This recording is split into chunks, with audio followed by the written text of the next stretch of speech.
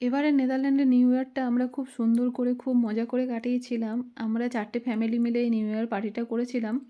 আর new ইয়ারে তো অনেক রকম খাবার-দাবার ছিল। তার মধ্যে একটা স্পেশাল খাবার বানাচ্ছিলাম, সেটা হচ্ছে চুরোস। এটাকে বলে চুরোস। এটা মানে গ্রিলেই বানানো হবে। অনেকটা চিজ, ট্রায়াঙ্গেল চিপস, অরিগ্যানো এইসব দিয়ে এটা বানাবো।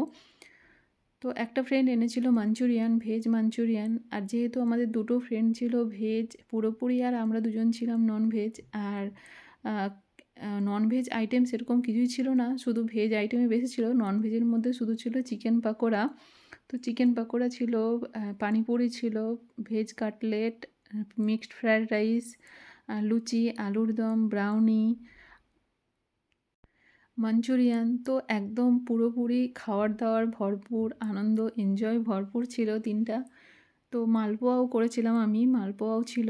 তো আমরা খুব এনজয় করেছি। তারপরে আমরা রাত ১২টার পর গেছিলাম ফায়ারওয়ার্ক দেখতে একটা ব্রিজের ওপর। তো সেটাও ভিডিওটা পরে আমি শেয়ার করছি।